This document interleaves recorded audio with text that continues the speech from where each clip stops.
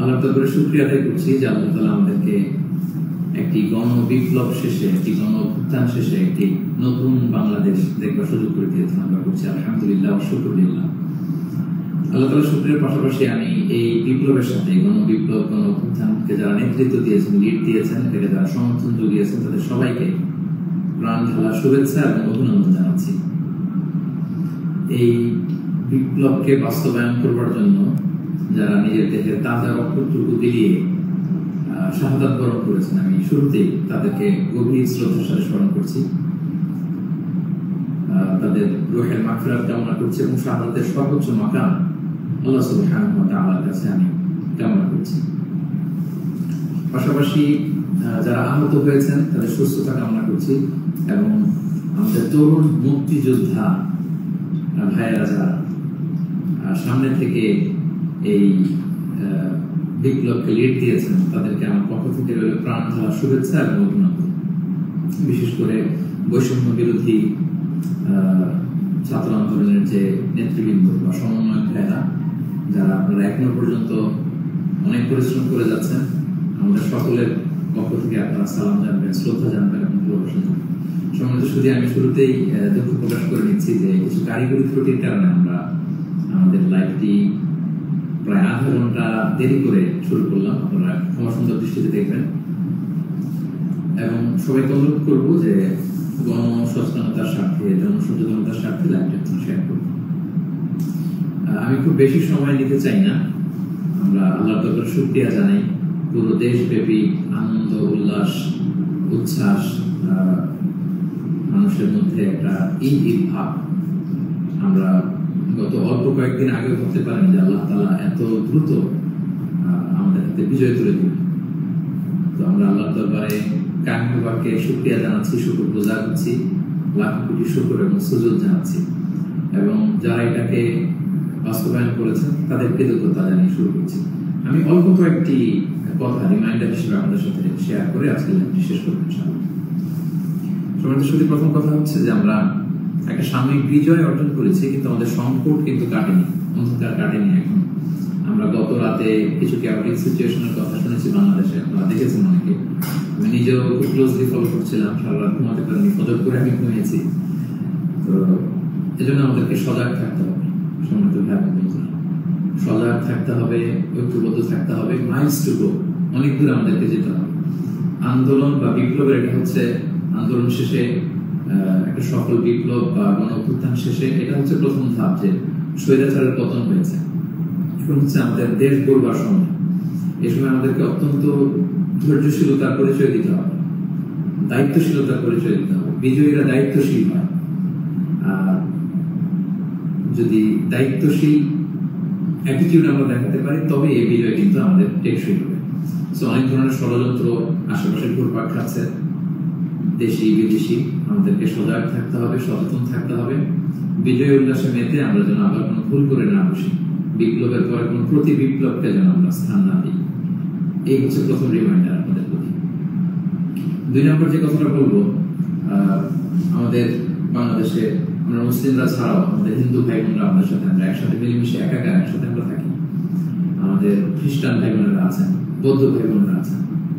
So সংখ্যালঘুদের কোনো উপাসনালয়ে যেন কেউ আক্রমণ করতে না পারে, এটা খেয়াল করতে হবে। কিছু কিছু ঘটনা আমরা শুনেছি যে বিভিন্ন জায়গায় হিন্দুদের মন্দিরে আক্রমণ করা হচ্ছে, অগ্নিসংযোগ করা হচ্ছে। সো এটা কিন্তু অনেক বড় ধরনের একটা ষড়যন্ত্র। আমরা বছর 2 আগে আমার মনে আছে যে কুমিল্লাতে নানুয়া দেখির পারে হনুমানের পায়ের উপরে কোরআন রেখে কি তুলকালাম কাণ্ড হয়ে গেল। সো যারা ক্ষমতা ছেড়ে পালিয়েছে তারাই দেখা যাবে যে ভাড়াটে করা লোকজন দিয়ে সেখানে আগুন দিয়ে আল্লাহু আকবার স্লোগান দিবে, নারায়ে তাকবীর, আল্লাহু আকবার স্লোগান দিয়ে বোঝাতে চাইবে যে ইসলামপন্থীদের কাজ এটা, মাদ্রাসার ছাত্রদের কাজ এটা। সো এত কাঁচা কাজ যেন আমরা না করি, আমরা যেন তাদের এই ফাঁদে পা না দেই, আমরা যেন সচেতন থাকি। বিশেষ করে মাদ্রাসার ছাত্র ভাইদেরকে, আমার পরিচয় টুকরা মাদ্রাসা, আলিয়া মাদ্রাসা, কওমি মাদ্রাসার ছাত্র ভাইদেরকে আমি বলবো, আপনারা আপনাদের নিজ নিজ থানা, গ্রামের, এলাকার হিন্দু মন্দিরগুলো নিজ দায়িত্বে পাহারা দেন। প্যাট্রোলিং করবেন, ভাগ করে করে সকালে বিকালে কারা দায়িত্ব পালন করবেন। মাদ্রাসার শিক্ষক যারা আছেন তারা এটা দেখভাল করেন। সামনের 1-2 দিন খুবই গুরুত্বপূর্ণ। আমরা চাই না যে আমাদের বিজয়টা এভাবে নষ্ট হয়ে যায়। এই জাতীয় ষড়যন্ত্র যারা করছে তাদের ষড়যন্ত্রকে আপনারা নস্যাৎ করে দিন সংঘবদ্ধ ভাবে। সো এটা আমাদেরকে খেয়াল রাখতে হবে। কিছু অগ্নিকাণ্ড বা বিচ্ছিন্ন ঘটনা যদি ঘটে, দেখা যাবে যে যারা এই বিজয়ে খুশি না তারা এটাকে ইন্টারন্যাশনালি তারা এটা প্রোপাগেট করবে। তারা বলবে যে Bangladesh is on terrorist attack, জঙ্গি অ্যাটাকে কবলে পড়েছে বাংলাদেশ, অনেক ন্যারেটিভ তারা দাঁড় করাবে এবং এটা করতে তারা বড় করবে। সো আমরা এত সহজে এই বিজয়কে নষ্ট হতে দিব না।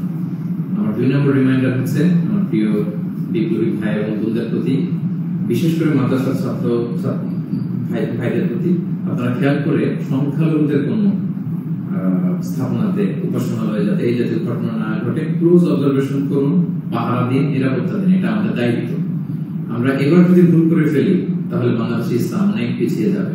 বাংলাদেশ সমৃদ্ধ বাংলাদেশ গড়বার স্বপ্ন এটা অনেক পিছিয়ে যাবে। 3 নম্বর যে কথাটি আমি শেয়ার করতে চাই সেটা হচ্ছে, আমরা প্রায় বলি যে ইতিহাসের সবচেয়ে বড় শিক্ষা হচ্ছে যে মানুষ ইতিহাস থেকে শিক্ষা নেয়। আমরা যেটা দেখলাম প্রায় 1.5 যুগ ধরে বা 1.5 দশক ধরে যে ক্ষমতাসীন দলটি ছিল, তারা যখন আজকে বিদায় নিল, বিদায় তো না, বেসিকলি তারা বাধ্য হয়ে ক্ষমতা ছেড়ে পলায়ন করেছে। তো তাদের বিদায়টা আসলে কেমন হলো যদি আমরা একটু বিশ্লেষণ করি, অ্যানালাইসিস করি, যে আপনার ক্ষমতার দাপটে বাকি মহিষে এক ঘাটে পানি খেতে এরকম অবস্থা। এসএসএফ আপনাকে সিকিউরিটি দিত, আপনার সামনে বহর, পেছনে বহর, কত সিকিউরিটি, কত ন্যাশনাল প্রোটোকলের ব্যবস্থা আপনি করেছেন। কিন্তু আজকের বিদায়টা আপনার কেমন হয়েছে?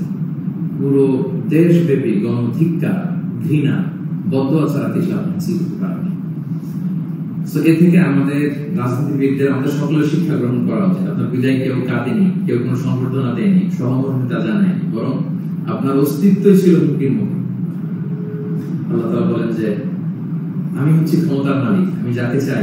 কুলিল্লাহুম্মা মালিকাল মুলক তুতিল মুলকা মান তাশা ওয়া তানজিউল মুলকা মিম্মান তাশা ওয়া তুইজ্জু মান তাশা ওয়া তুযিল্লু মান তাশা বিয়াদিকাল খায়র ইন্নাকা আলা কুল্লি শাইইন কাদির। আল্লাহ তাআলা হচ্ছেন ক্ষমতার মালিক, যাকে চান ক্ষমতার চেয়ারে বসান, যাকে চান সেখান থেকে টেনে হিঁচড়ে ক্ষমতার চেয়ার থেকে তিনি নামান। তিনি যাকে চান সম্মান দেন, যাকে চান তিনি অপদস্থ করেন, লাঞ্ছিত করেন। তার জলজান্ত প্রমাণ আমরা গতকাল কিন্তু দেখেছি। এবং তিনি হচ্ছেন ফাআলুল লিমা ইউরিদ, তিনি যখন যা চান তাই করতে পারেন। এর জন্য তাকে কারো কাছে জবাবদিহি করতে হয় না, রিপোর্টিং করতে হয় না। তিনি কুন ফায়াকুনের মালিক, তিনি হওয়া বলতে দেরি, হতে দেরি হয় না। তিনি পাহাড়কে দরিয়া করেন, দরিয়াকে পাহাড় করেন। তিনি সম্মানিতকে অপদস্থ করেন। তিনি সমাজের লাঞ্ছিত, অপমানিত লোকটাকে সম্মানের চেয়ারে বসিয়ে দিতে পারেন। তিনি হচ্ছেন আল্লাহ সুবহানাহু ওয়া তাআলা। মনে রাখতে হবে তিনি ক্ষমতার মালিক। আমরা যেন এটা ভুলে না যাই, ক্ষমতার চেয়ার পেলে আমরা যেন ভুলে না যাই যে আমি ক্ষণিকের জন্য এসেছি,